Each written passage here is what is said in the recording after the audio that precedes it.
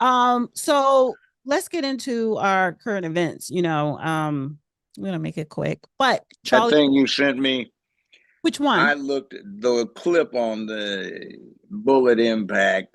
I Somebody can't sent me that. Yeah. I can't tell anything from that one way or the other because Well, it's basically who shot Charlie Kirk. yeah, but that isn't really the issue. The issue is that you have done something that is in the news with Al Qaeda.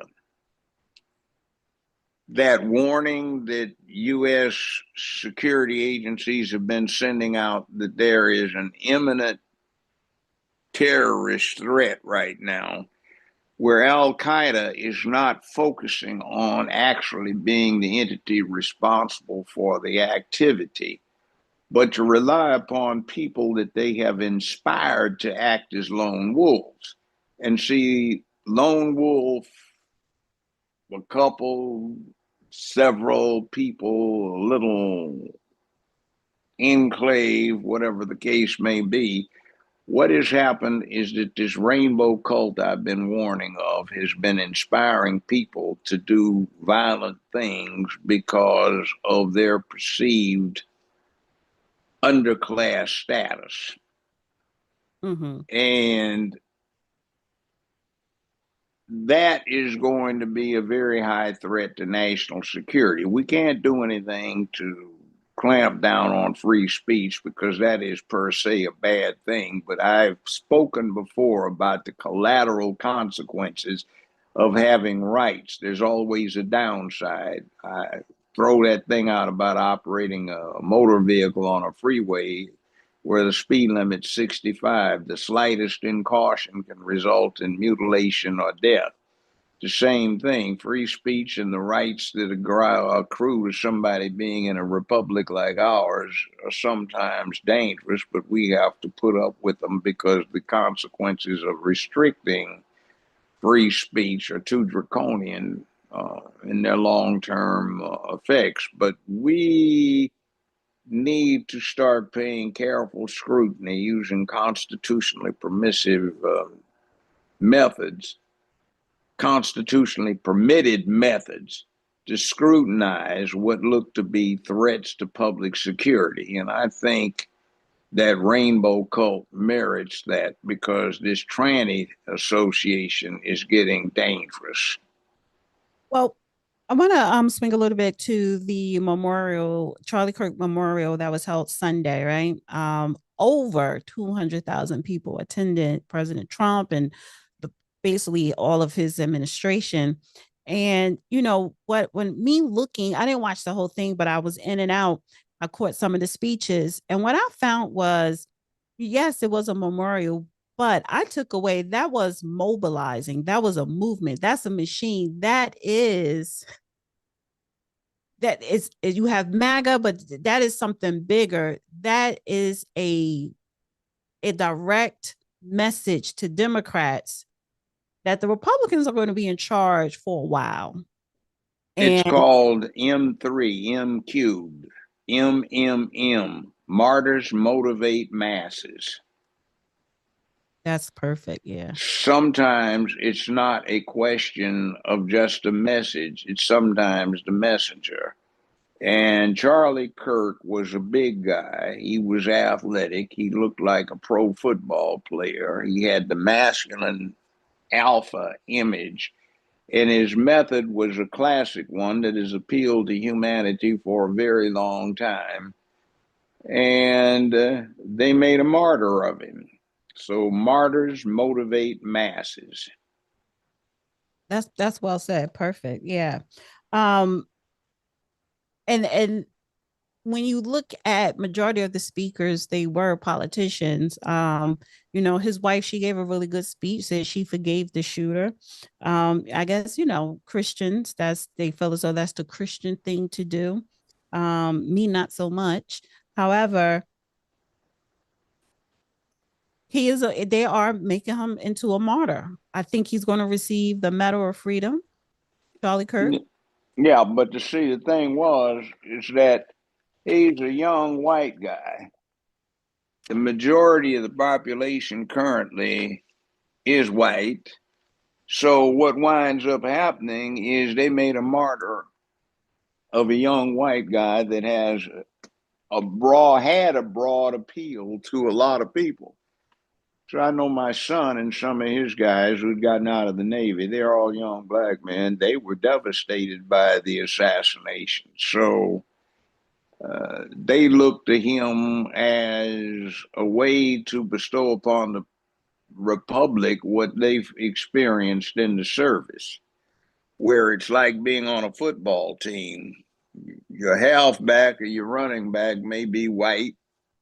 Somebody may be Puerto Rican. Somebody may be black who is a guard. Somebody, the center, may be Irish guy or Italian. So you all pull on the team so you win, irrespective of the ethnic composition of the team.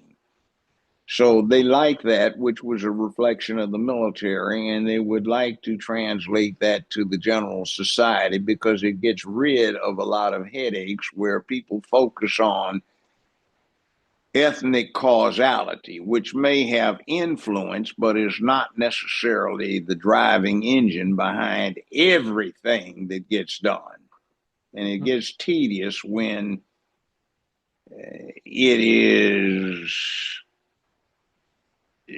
focused on to the extent of excluding all other considerations. And the thing about Charlie Kirk is, I've said often, wisdom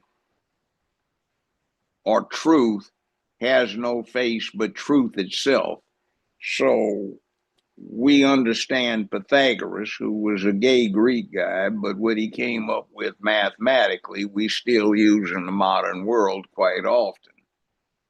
So his truth about the mathematical basis for certain things or the geometric basis for certain things does not evaporate because it is not produced by a favorite ethnic group.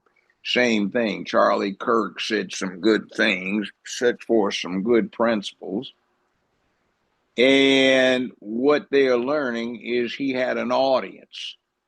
And when you try to cut somebody off, what you wind up doing is martyrs motivate masses, and you made a martyr.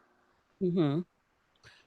Well, he said some good things to his base that his base can relate to, which is white men, white males, and women. However, there are a lot of black people that feel the total opposite, not so much, especially with some of the remarks he said about the black community. And I'm one of them to where I disagree with a lot of stuff he said because they were inaccurate. However, I look at it to where I'm not going to sit up here and hate or, talk down on TPSU or that movement, I'm gonna call it the Charlie Kirk movement, that mobilizing movement, even before he was assassinated, what he was trying to do, going to the college campuses, engaging with the students, and majority of some of them were against, but a lot were for him. But just that engagement, I'm like, well, wait a minute. Instead of, and I'm specifically talking about Black Americans here, instead of talking about, if you think he's a racist or not, or, white supremacist memorial, all this nonsense, all this stuff that people are saying, right? Instead of pointing a finger, complaining, and judging, why you're not using his formula? Where is the organization? I said this on the X Space last night. Where is the Black organization going on Black college campuses, engaging with the students to talk about Black family, manhood, the importance of engaging in politics, whether you're a Republican or Democrat, or convincing people to move away from Democrat Party? But where is that engagement? Where's that organization for that engagement? Because that is what's needed. And the reason why this is so powerful, the Charlie Kirk movement, mobilizing movement, they're all young. So a lot of young people that was there in that stadium yesterday, young white people who are all on the same accord, supporting each other, supporting the same movement and agenda, which is very important. And don't forget the phenomenon of the Great White Hope. Who? Charlie Kirk. Right. Because that's why they were there. Yeah. So, That's why Philadelphia had for years I want to ask you about a, that. a statue of Sylvester Stallone as the character Rocky to celebrate the Great White Hope concept. In other words, it's not it wasn't a statuary tribute to Sylvester Stallone, the actor. It was a statuary salutation to the concept of the Great White Hope, the white heavyweight prize fighter that could stand and take a beating and prevail. That's what is sought. People want to have heroes, and there are so few that we turn out and make. It's awful. Like, for example, look at the movies. We had Clint Eastwood. Clint Eastwood was at Iwo Jima as a Marine. We had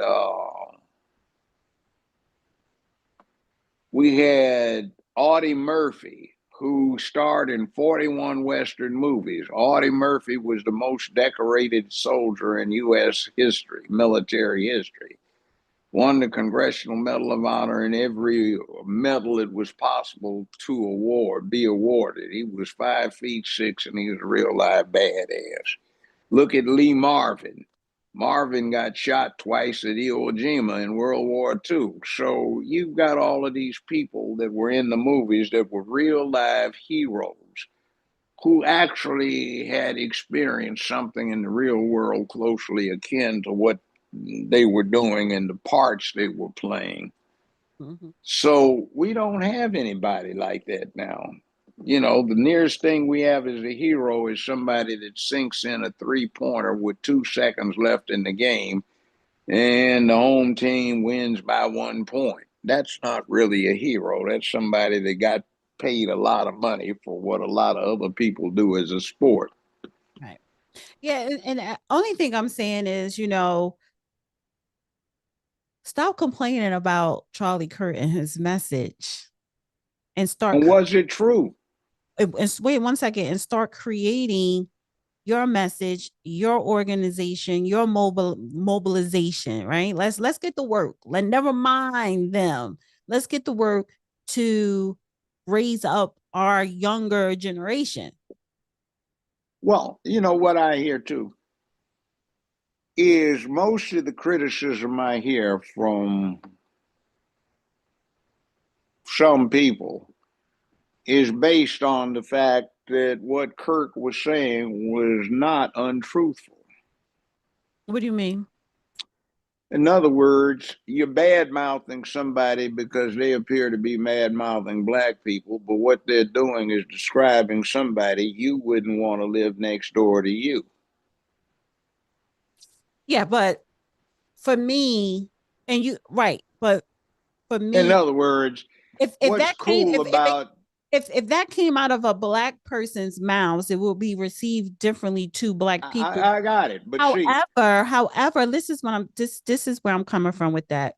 Whether it's true or not, or whether the ideology is like, yeah, I don't want to live next to someone like that. But those same people that you're describing as a certain type of Black Americans is this, you have white Americans that are like that. You have Indians. yes. Every group has these type of people. So what makes you think you are an expert on Black America describing something that every single group has? Don't single out Black America as if we're the only ones who have that. Well, let me You put have that something. problem too. Well, let me put this to you. Why do we have a CIA? That's for foreign. No, well, they describe the It's Chinese not in for great here. It's not. detail. No, but they describe the Chinese in great detail. So, according to that philosophy or a mindset, we shouldn't have anybody but Chinese writing critiques of the Chinese government. We shouldn't have anybody but Japanese writing No, critiques it's not. of You need to Japan. have you need to have someone who is well versed Okay, in yeah, well, Chinese.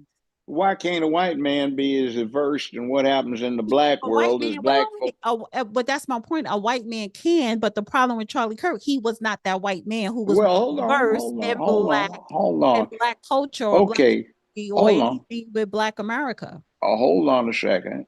Who says? Me and a whole lot of Okay. other people. Well, yeah, but the point of the exercise is what gives black folk license to badmouth white people or I'm not critique saying that. white people? Right. No, I didn't say you, but I Right. said this is the land where But we but have the yeah, but the First key, well, Amendment. hold on. But the key word you said there was bad mouth. So and so what I'm saying is someone in Charlie Kirk's position who is, you're not well, first of all, it will be career suicide to bad mouth a particular group. What you were trying to do is highlight, listen, we have a problem in Black America, and this is your problem. We have a problem in America, and this is No. a problem. But the thing is, when you talk about Black Americans as a white man, as if you are chastising Black men or Black Americans, you better know what you're talking about. And he did not. That's what I'm saying. Okay, how many black folk have written about ancient history? How many have written about European history? Did they know what they were talking about? Well, yeah, they may, but you see, a lot of That's what people I'm would saying. say, yeah, If you but see, you don't a know what you're lot of, talking about, then you shouldn't be talking about a well, particular group. hold on a second. Malcolm X famously said a lot about white people, about liberal white people. He was right. Yeah, well, the point is if you one group can say it, we have a concept called, That's not what listen I'm to me, arguing we here. have a thing called free speech. So anybody that can say anything can say it about anybody. Yes, they can. So the point So if you, is so the that, point is, if you say something about someone and that particular group who you're talking about is telling you you're incorrect, you can say what you want because it's free speech. But I also have free speech too, so you better be able to receive whatever you give out. well, why don't we just correct the thing and saying what they say is in error, not they have no business saying it because they But I aren't never of the said that. same. I know you haven't. You take the point that you disagree with such and such But it's not so saying much that I X, Y, and disagree. Yeah, Z. No, I'm just saying somebody said something X, Y, Z you don't agree with. But too many people say this guy is a bad guy because he talked about our people. They don't get into whether or not the utterances are in fact true or not. See, that's the point. In other words, some Negroes, and I don't call them black people because I say black folk, that's a term I reserve for folk with confidence, boldness, and assertiveness. Some people try to defend things that really flow from their poor negative self concept, their lack of self esteem, and say somebody who's not one of us should not be permitted to talk about us. Well, that's just not the way humanity works. So it may be wrong, and if it's wrong, it's wrong, but it is not impermissible just because there is a different ethnicity involved. That's where I have the problem. In other words, if it's wrong for one ethnic group to talk about another ethnic group, whether or not they're telling the truth or not, then it's wrong for all ethnic groups. I mean, that's just the way I approach stuff. So the way to deal with that is like when I was in the fifth grade, sixth grade, ninth grade, 11th grade, and we had a boring lunch period. We'd sit around and run dozens on each other and talk about everybody's mama.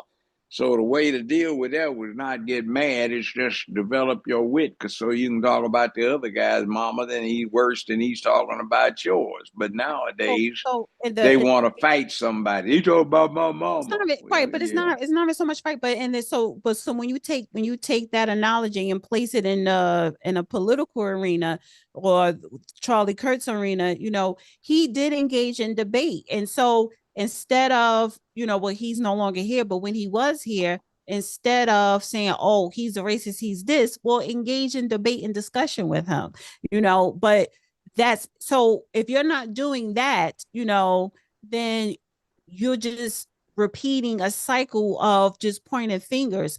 So I want to move to Let me make one last remark. I would hazard to say that most of the people on the far left or the left side that are critiquing him so harshly now probably never heard of him until he got assassinated. well, they And probably never then, heard of all the things he said about well, or America. who he was. I've talked to people, who's Charlie Kirk? And then I tell them, and then they say, oh, well, I heard he did so and so. Well, did you ever hear him? No, but I heard. So who's telling you? Well, I heard it on CBS, or I heard it on MSNBC. I heard it on my favorite comedian does a late night talk show. Oh, okay, but what did you hear? Well, did you get the context of the whole remark? No, they don't. So it's kind of like, well, anyway, it's just modern communications, old time communications, and what propaganda relies on to be effective. So Right, anyway. let me say this. So Jasmine Crockett. So Jasmine Crockett responds to criticism, well, critics criticizing her for her critiques on Charlie Kirk. Ask you about that in 1 second, but I do want to start. First of all, welcome. Thank you for being here. With the New York Times reporting that the DOJ closed an investigation into the president's border czar, Tom Homan, after he allegedly accepted a bag of cash from undercover FBI agents. Now, it should say the FBI director and the deputy attorney general say they found no evidence of wrongdoing. You're a member of the House Oversight Committee. Are you going to try to get information about the investigation? This is absolutely something that not only oversight, but judiciary should look into. And I sit as the ranking member on the subcommittee for judiciary that is oversight. So this is something that me and my team are definitely going to look into, and hopefully the chairman of that subcommittee is interested in finding out what the truth is, because that is what we are really supposed to do. We are not supposed to figure out who is best friends with the president, and if they are closely aligned with him, then just ignore things while trying to make up things about political opposition. Well, on that note, I do want to turn to something that you heard the senator just say, which is he was talking about a resolution that came before the House this past week honoring Charlie Kirk. And there were 58 Democrats who voted against it. You were one. Yeah, Why? Absolutely. You know what? One of the things I do want to point out that's not been laid out that honestly hurts my heart is when I saw the no votes, there were only 2 Caucasians. For the most part, the only people that voted no were people of color, because the rhetoric that Charlie Kirk continuously put out there was rhetoric that specifically targeted people of color.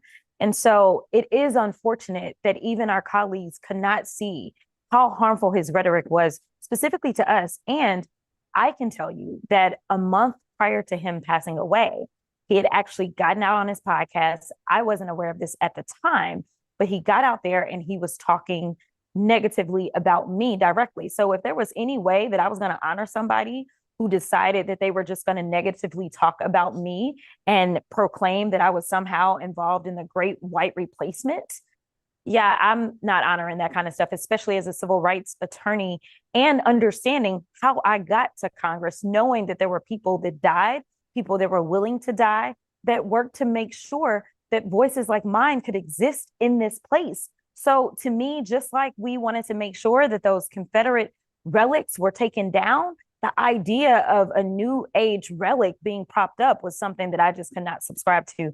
And it is unfortunate that more of my colleagues, even on my side of the aisle, could not see the amount of harm that this man was attempting to inflict upon our communities. So meanwhile, you obviously feel very strongly about the rhetoric that Charlie Kirk used that you find objectionable, and also from others in the MAGA movement. As the memorial service for him is going to happen later today, there is a debate over heated rhetoric on all sides. And listen, whether it's heated or not, the fact is Charlie Kirk should still be here. It should not have been that there was political violence that resulted because of the words that were coming out of his mouth, just like plenty of MAGA hates when I mention white supremacy, which kind of tells you where MAGA stands. But nevertheless, they get very upset when I talk about white supremacy. But that doesn't mean that somebody should then try to find a bullet or try to find a knife and harm me. Not in America. That's not who we are supposed to be. Well, let me ask you, because Hello.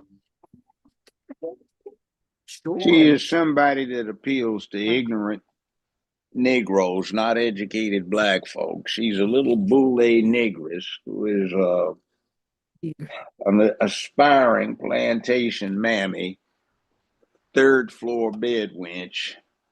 And she went to Rhodes College, if I'm not mistaken. Cecil Rhodes was one of the primary moving parties around setting up apartheid in South Africa.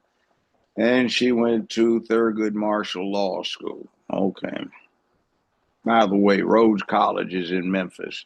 May be mistaken about that, but I think I'm correct. And she's a product of the same kind of garbage that's produced the blue Negro pollution in governance in Memphis, Tennessee, which is corrupt, bankrupt, ignorant, venal.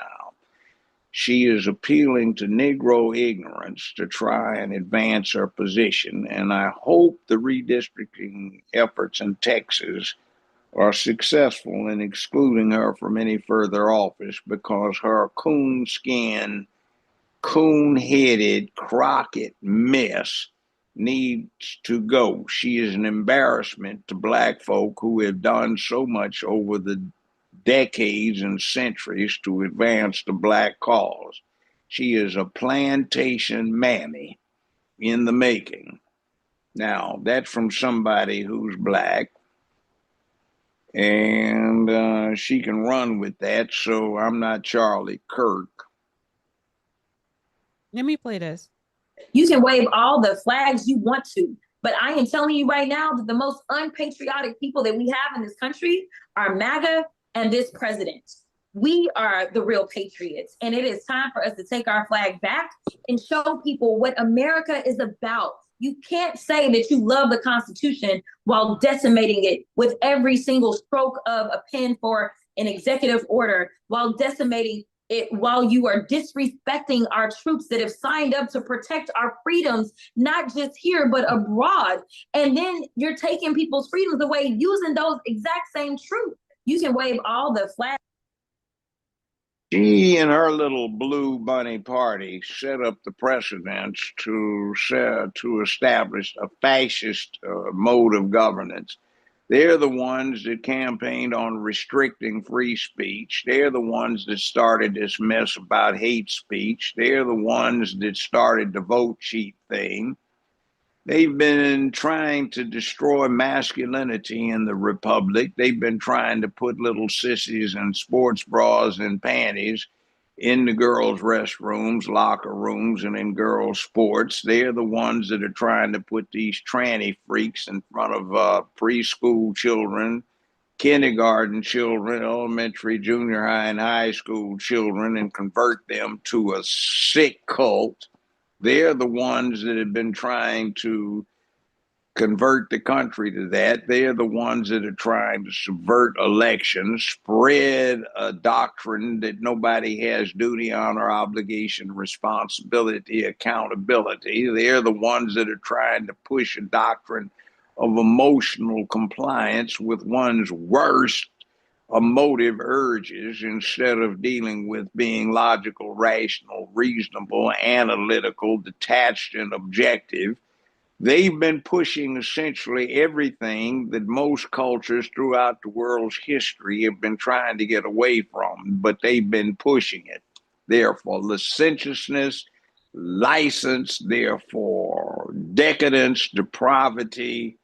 They are for giving in to the worst, most reprehensible type of conduct that is not befitting to human beings. They are really sorry.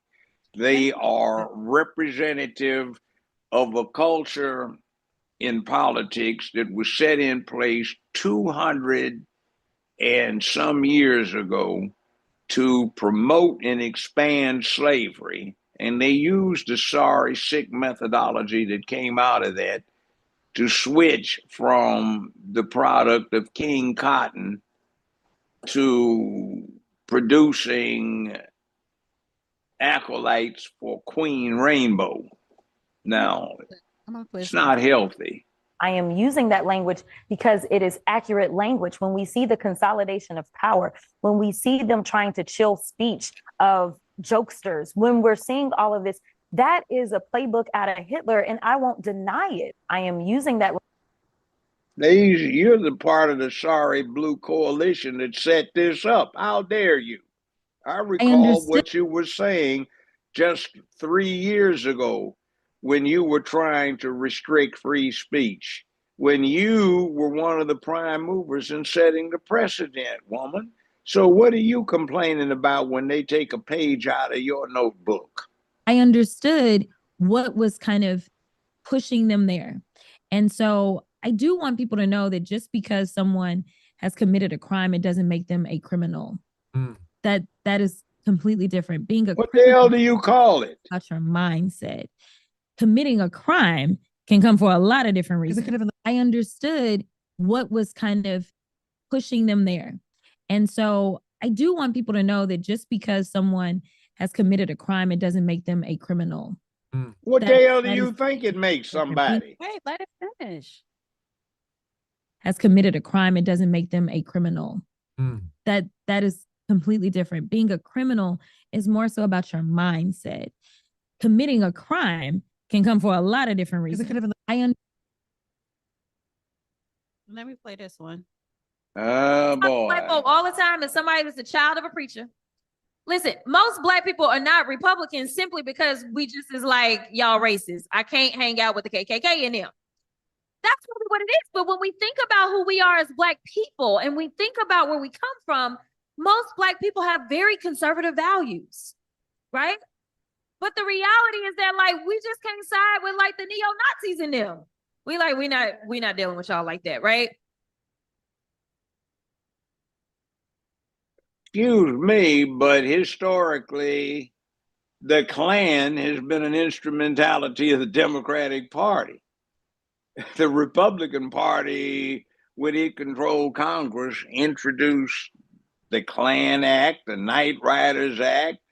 It's the one that tried to push civil rights, not the Democratic Party, until fairly recently when it became of advantage to them. So what are you talking about? It was the Democratic Party was doing all of that grandfathering in and literacy tests to vote, which, come to think of it, may not be such a bad thing, but for the discriminatory impact that it had in the way they applied it. But I mean, it's your party, woman, that set all these things up. So now what are you doing? You're taking the fascist method, the communist method of flipping the script and saying, oh, it's the other side that is polishing what we rough chiseled out and threw out there. Oh, wow.